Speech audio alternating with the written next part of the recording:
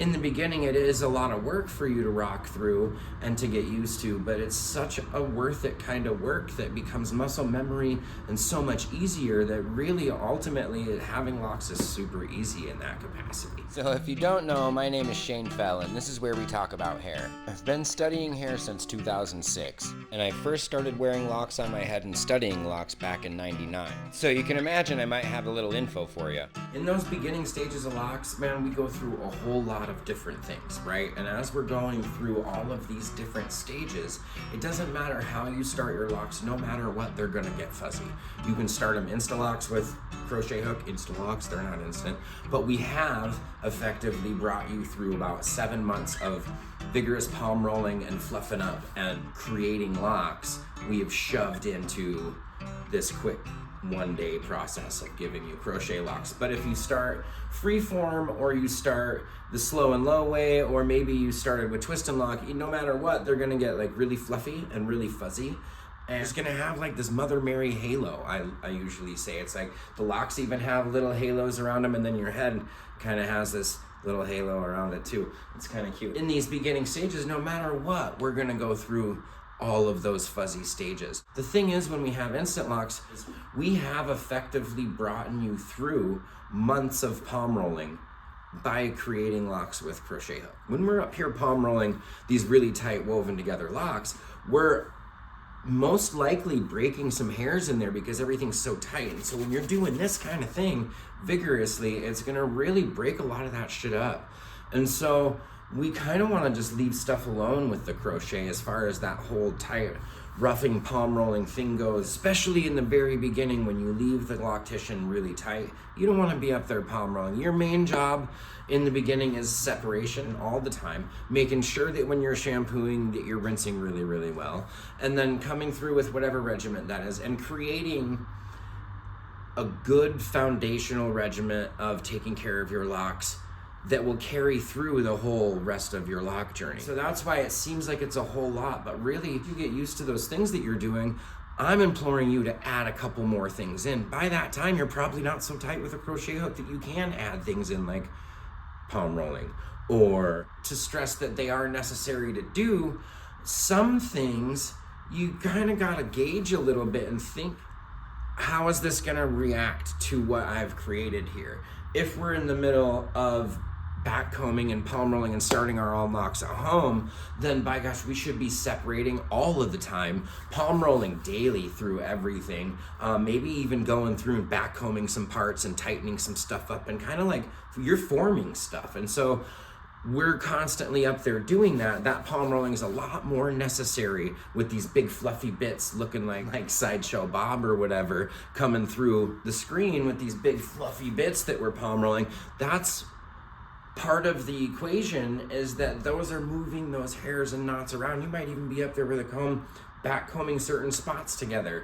I mean, these are some of the things we learn how to do throughout the journey. The most important thing, I think, to stress, no matter what kind of locks you have going on, is that when you get your hair wet or shampoo or do anything like that, they need to be gone through. They need to be gone through and formed. There needs to be some, whether you're twisting all the bases and doing all of that stuff, or you're going through and forming more, like say everything's really loose and you've got to go through and form, there's always some touch of work that needs to be done once your hair's gotten wet, when you have locks, starting locks, beginner locks especially, crocheted locks for sure. It's more like we have all those loose hairs between, where we have these loose hairs coming through. Every kind of locks have this capacity where we get these loose hairs around and we have regrowth and all that kind of stuff. We all need some kind of upkeep in between loctician visits, or if you're doing this all on your own. When you get out of that shampooing stage where you're now like 80% dry, we should be going through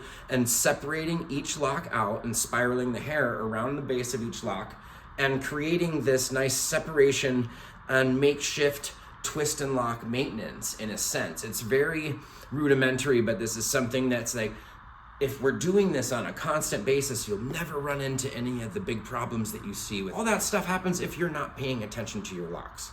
It really just takes having that awareness. And then beyond that, once you have that awareness, then things are just super easy. I suspect it's pretty similar to any kind of muscle memory that we build over time. When you have this regiment with your locks, it becomes really easy. It's not so much work. And not only is it not so much work, locks aren't as much work on a daily basis as they are in a one compacted day basis. The amount of attention that we're spending with it in the beginning stages is a lot of it has to do with getting to know them. So whether we're up here twisting with our fingers, which is really effective to get the knots moved up off the scalp so things aren't growing so close to the scalp. Everything wants to do this in the beginning and crisscross and get crazy close to the scalp.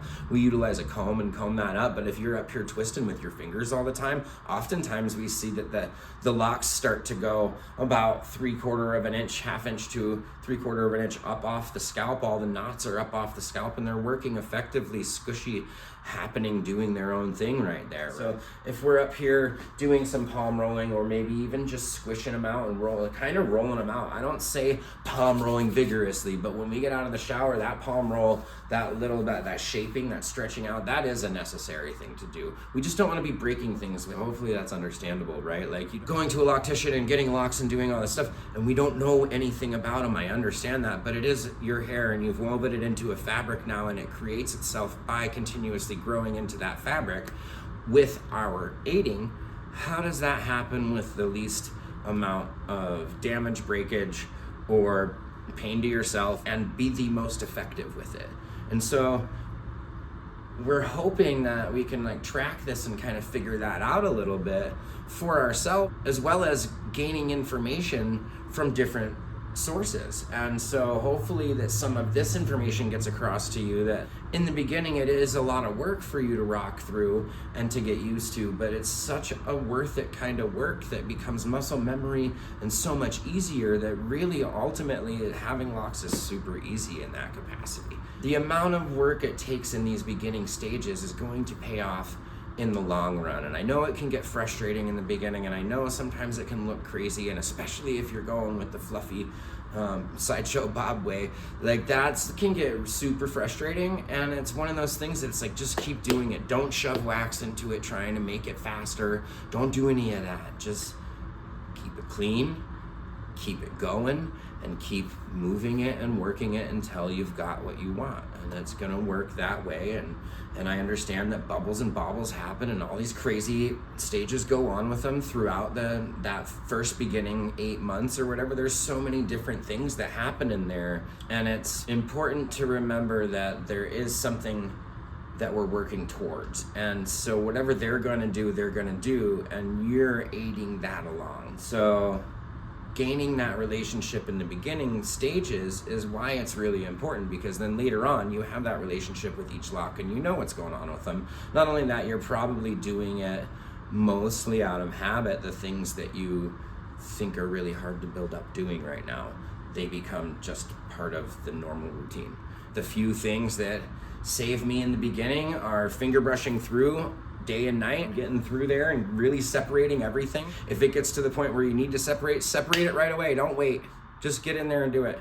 It's gonna get worse and worse and worse. You separate this way. Generally speaking, our hair is too strong for that, so it creates congos at the base. So try to go from the base out with your hairs, and that will help to pick the hair out of each lock a lot easier, as well as painlessly. Anytime getting it wet, I always went through everything, and between times of getting it wet, I was usually up here twisting each base with my fingers and kind of spiraling that out. I never did a whole lot of palm rolling. Every once in a while, I would do it for aesthetic. As far as dry palm rolling and getting the fuzzies down in that way. Also only did that because I have crochet locks when I had crochet locks, and they will break too much. You'll break too much hair vigorously palm rolling that, trying to get it to where all the hair is nice and soft to it. It does work and it does help, and it's great. It's good for it in certain ways, but I think when we have tight crochet locks, that much vigorous pushing and prodding of it is gonna break a bunch of hairs inside of there. And later on, we end up just being fuzzy all the time because of that, right? Because little broken hairs poke out everywhere. And so gauge some of that kind of stuff throughout your journey. In this beginning stages, I hope that it's not too frustrating for you. Just keep on rocking with what you're doing and maybe add a little thing here and there to your routine and see if you like it a few times. And if you don't like it, toss a motherfucker back in the toolbox and try some other tools. And I hope that this made sense, and I hope that your journey's having a beautiful time today. Anyways, happy locking, peeps.